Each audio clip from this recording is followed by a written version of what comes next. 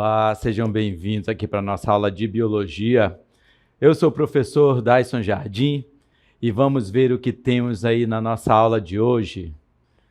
Veja aí que na aula 9, objeto de conhecimento, lei da segregação independente dos genes, segunda lei de Mendel, e no detalhamento nós vamos ver sobre aplicações e conceito e aplicações da lei de segregação independente. E aí nós temos agora toda uma contextualização para fazer para vocês. Vejam bem que eu quero aí apresentar para vocês o que nós vamos estudar na nossa aula de hoje. Então vamos aí para a nossa aula. Olha aqui, quem está aqui perto de mim, olha, vocês já conseguem identificar o assunto que nós vamos tratar da nossa aula. Mas para começar mesmo, eu tenho uma pergunta para vocês. Vejam aí. Por que irmãos podem ser tão diferentes, mesmo tendo os mesmos pais? É isso mesmo. Os nossos irmãos, né, os familiares, eles recebem, né, gametas dos seus pais, né, daqueles que estão nos transmitindo as características. E aí, nessa formação dos gametas, os genes, eles são transmitidos com as características que vão compor os irmãos. E são várias características. E para explicar um pouco aí qual o significado, qual é o mistério que tem entre os irmãos terem características diferentes, e que nós vamos estudar aí sobre a genética mendeliana, sobre a segunda lei de Mendel. Veja aí. A genética mendeliana, né, ela traz aí já o pesquisador, o estudioso que está relacionado aí com toda essa descoberta. Ele é um monge austríaco chamado de Gregor Mendel, que muito antes de se descobrir, né, o que era o DNA, ou entender como os genes funcionavam, ele já realizava experimentos com ervilhas e identificava padrões de herança, né, aqueles que eram transmitidos aos descendentes, das características que eram herdadas de pais para os seus filhos. Mas quero deixar para vocês aí uma lembrança, né, que ele estudou plantas, né? Ele estava ali muito dedicado no entendimento da transmissão dessas características entre aquelas plantas que eram as ervilhas. Mas isso ajudou a compreender tudo o que está relacionado a essa transmissão das características presentes nos genes para todos os seres vivos.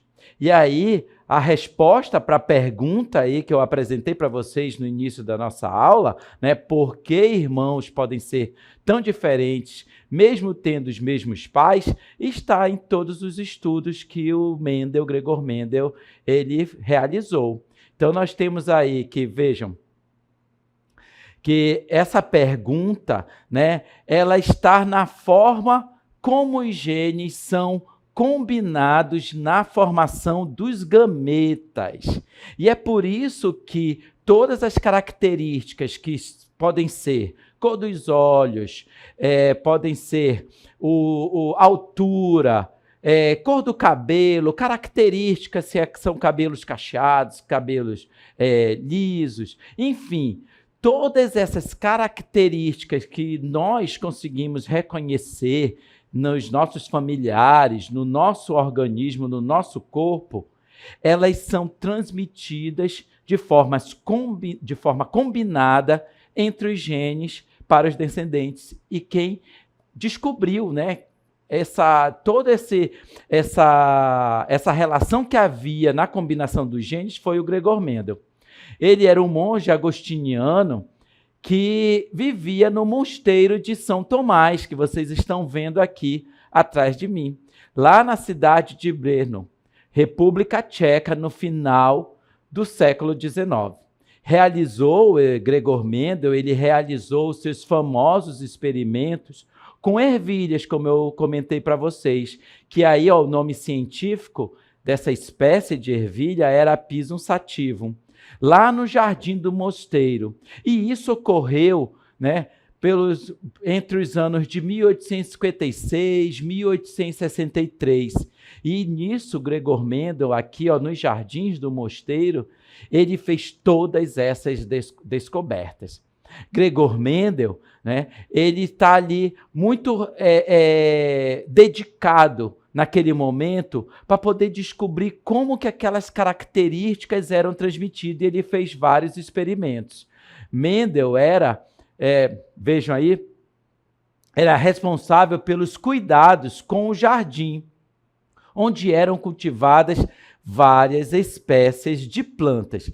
Mas dentre essas várias plantas, tinha uma delas que era especial. Recebeu toda a atenção de Gregor Mendel, que foram as ervilhas da espécie Pisum sativum. E nós temos aí ó, um pouco da ilustração de Mendel, né, nos seus jardins, nos jardins do mosteiro, né, e que ele, por esses vários estudos que ele realizou, ele foi ali considerado o pai da genética. Pensem vocês aí qual o significado, a importância que isso teve.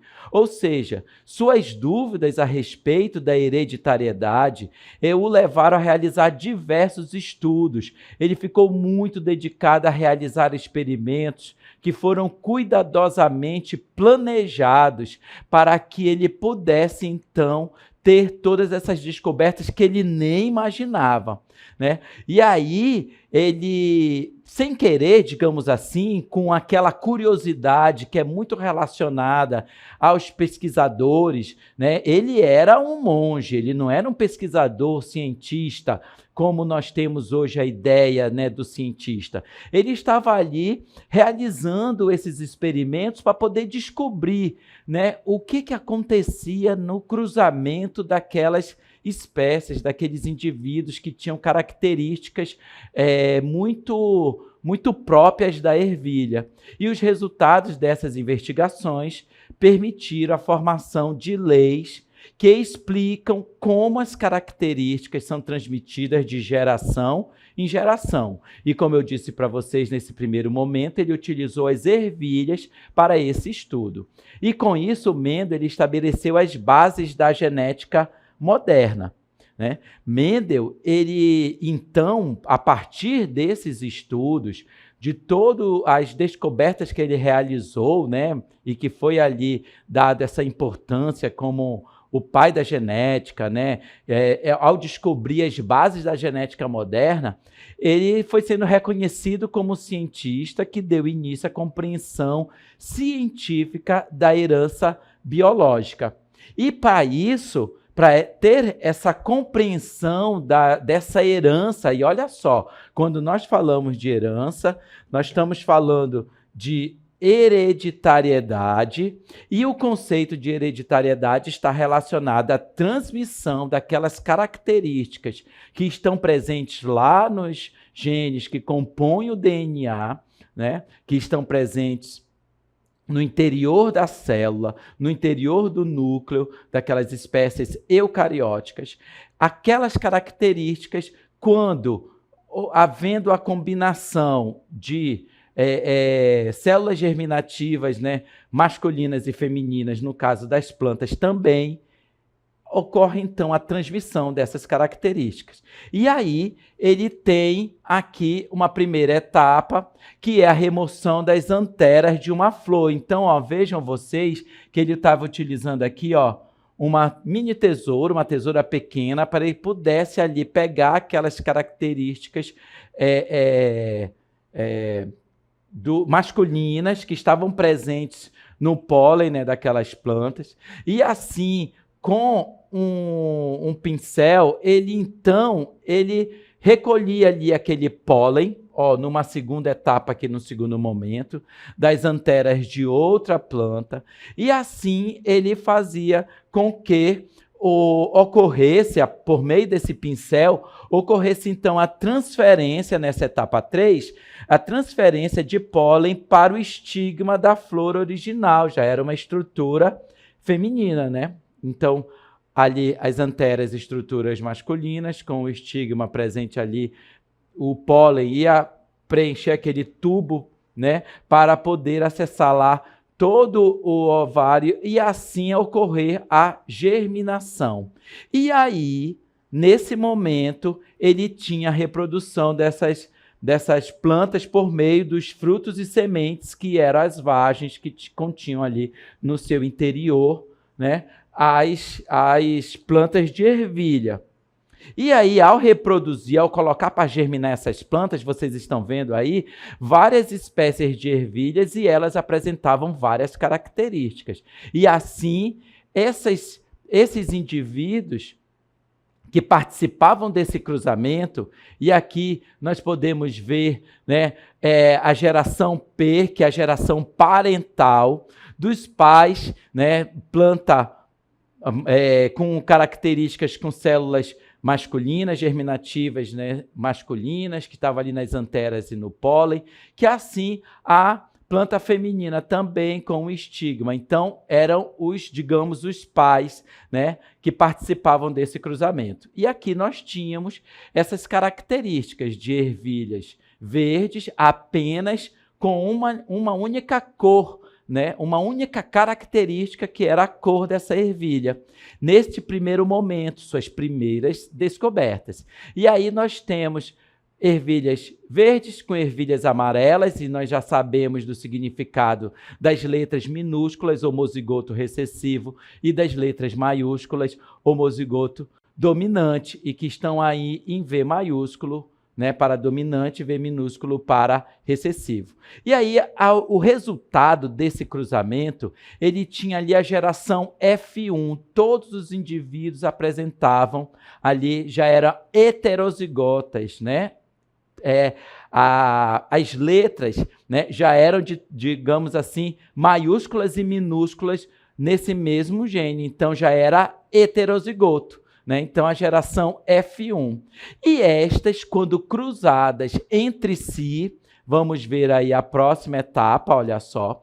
Quando elas cruzadas entre si, então nós já tínhamos ali duas ervilhas que no seu genótipo eram heterozigotas, dominante para a cor amarela. E assim, ocorrendo a autofecundação, elas apresentavam o resultado, né, desse cruzamento. E aí nós tínhamos como resultado desse cruzamento todas essa geração F2, né, em que nós tínhamos 3 ervilhas que apresentavam o fenótipo da cor amarela e apenas uma ervilha que apresentava o fenótipo, a cor, né, dessa ervilha verde. Olha só os conceitos que eu estou utilizando aqui com vocês. Genótipo e fenótipo. Então, quando eu estou aqui apresentando para vocês Vzinho, isso é genótipo. Quando eu estou comentando que a cor é verde, isso é fenótipo. E aqui eu tenho, né, os alelos ali já dominantes, né, e que estão com letras maiúsculas, e assim este é o genótipo, e que o fenótipo era amarelo. Se todo esse resultado aqui, lembrem vocês que vocês não podem esquecer que é necessário fazer o cruzamento com o quadro de Punnett. E assim nós vamos ter esse resultado preenchendo cada um destes espaços do quadro de Punnett que nós temos aqui, olha. Todos estes como resultado da geração F2.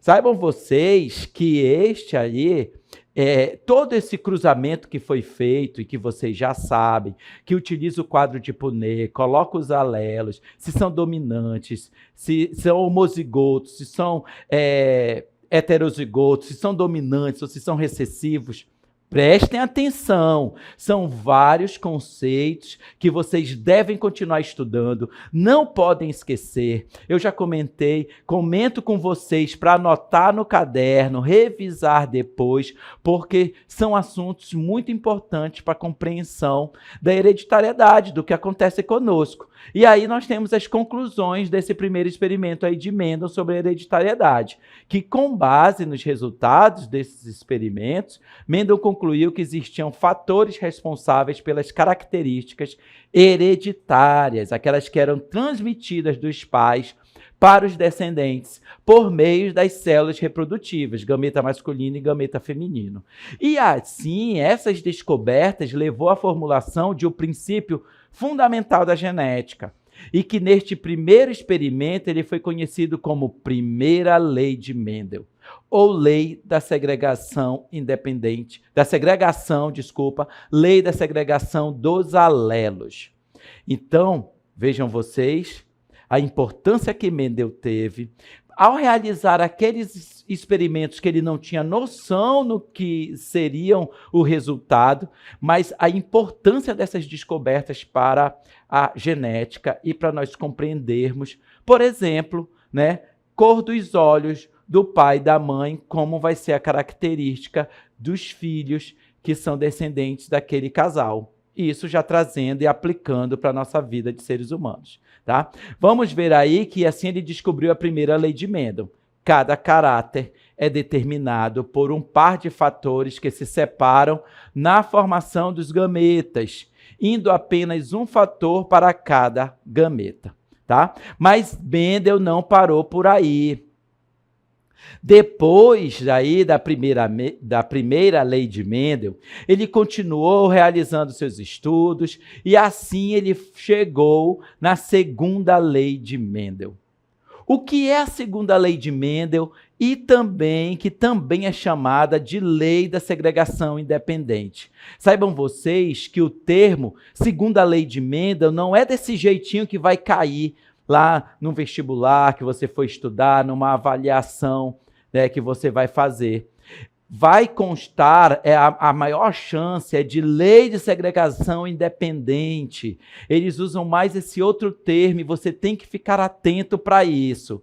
Então, diz a segunda lei de Mendel, tá? Durante a formação dos gametas, os alelos dos genes diferentes se separam de forma independente um dos outros, ou seja, qualquer combinação entre essas várias características pode acontecer ali, tá bom? Será? E aí eu pergunto para vocês, será que é possível herdarmos características tanto recessivas quanto dominantes? Será que uma pessoa de olhos escuros tem que necessariamente, ter olhos escuros? Então, isso foram todas perguntas que foram realizadas ali por Mendel. E ali, uma outra pergunta que ele apresentou, ou uma pessoa de olhos claros tem que necessariamente ter cabelos loiros? Será que uma característica depende da outra? Então, isso tudo é explicado pela segunda lei de Mendel. E aí, o que significa a segunda lei de Mendel? Vamos ver aí, olha. Os dois genes estão em cromossomos diferentes. Então, já é uma primeira explicação aí, para compreender a segunda lei de Mendel, ou lei da segregação independente. Por isso, estão em cromossomos diferentes. O alelo de um não influencia na forma como o outro será herdado. E assim, essa independência, na transmissão desses genes e que contém ali esses alelos, eles permitem várias combinações genéticas nos descendentes. E para a gente compreender um pouco mais o quanto que esses alelos são transmitidos e que esses genes, mesmo que diferentes, podem combinar entre si, é que nós temos aí uma ilustração do experimento da segunda lei de Mendel. E assim nós também começamos, vejam vocês, que nós já temos aqui várias características que estão apresentadas naquelas plantas, né, que eram pais, digamos assim, entre aspas, porque tinha ali, elas forneceram gametas masculinos, gametas femininos, e que assim são chamados de geração parental. E vejam aqui a vocês as características que estão envolvidas. Cor amarela e textura lisa. Duas características, tá? E aí, o outro genes que estão participando, né? De cor verde e característica rugosa. Então, já são várias características e por isso nós já temos aqui, olha, estas combinações, né, de genes para poder expressar tanto o fenótipo que está aqui representado, né, nestes genótipos. E aí, quando eu pergunto de vocês, na geração parental, dessas características, olha aqui o genótipo onde é que está, Vzão, Vzão, Rzão, Rzão, né, para o fenótipo cor amarela e textura lisa, e também outra fonte, né, desses genes com o genótipo Vzinho, Vzinho, Rzinho, Rzinho, que o fenótipo, olha só, expresso por esses genes, já é cor verde e textura rugosa.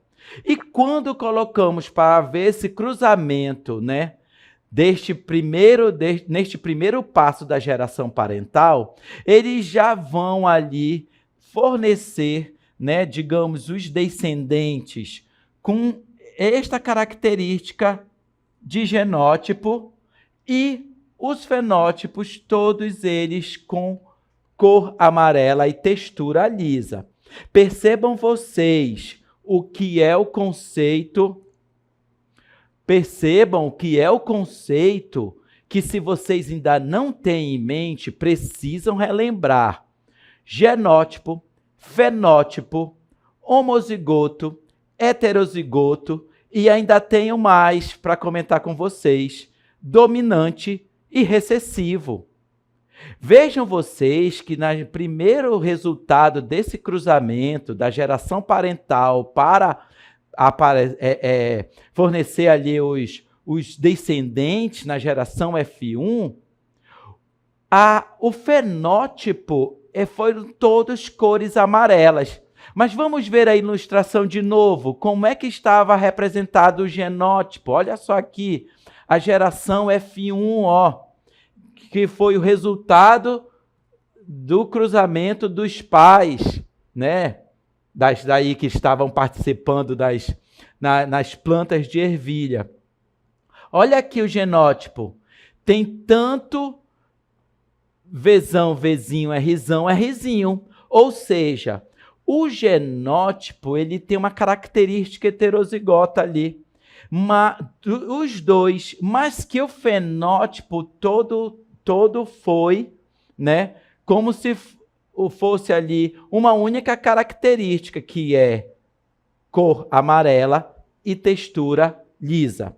E aí, como resultado, vejam vocês que nós temos aqui um imenso quadro de Punnett, só que não mais para apenas 2 características, mas para 4 características.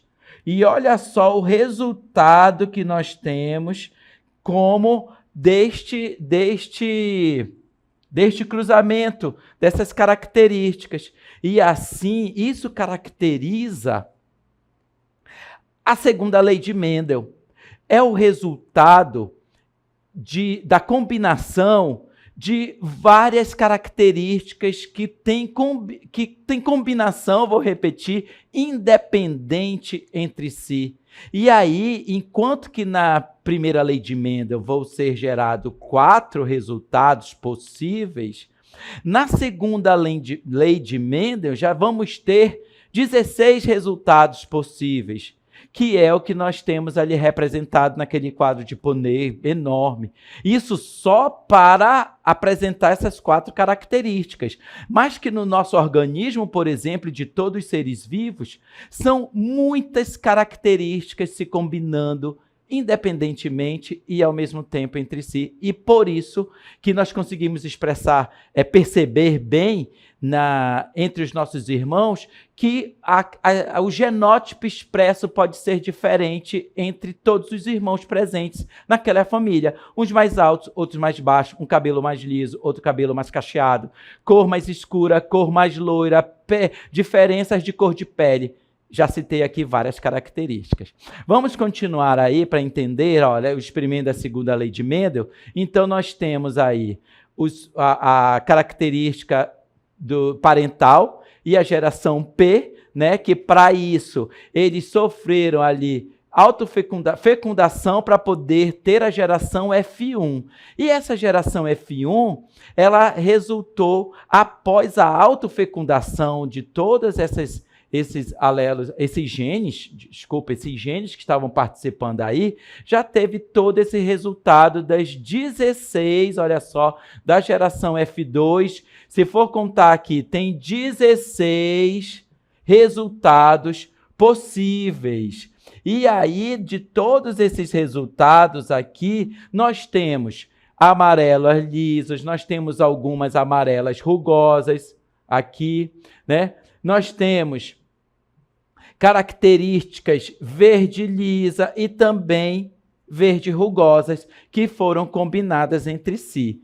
E como resultado desta combinação, nós temos aí toda uma proporção entre cores amarelas e lisas.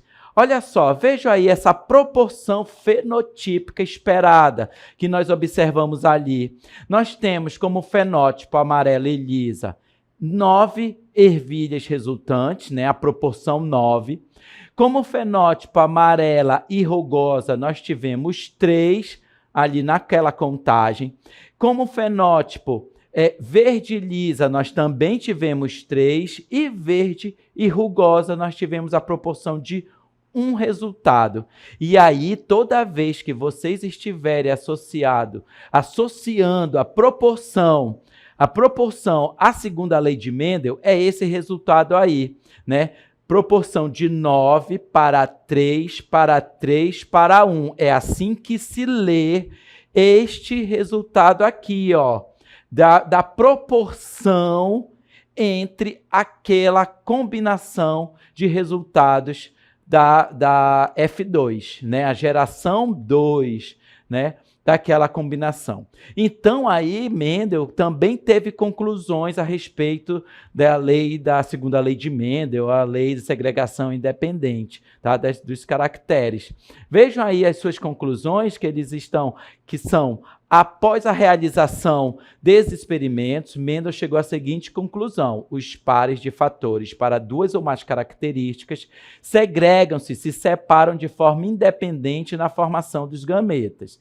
E aí, os genes se combinam, né, de forma independente. Isso é o que tem que ficar para nós, né? Que eles se combinam de forma independente. Toda vez que você ouvir isso, já é segunda lei de Mendel.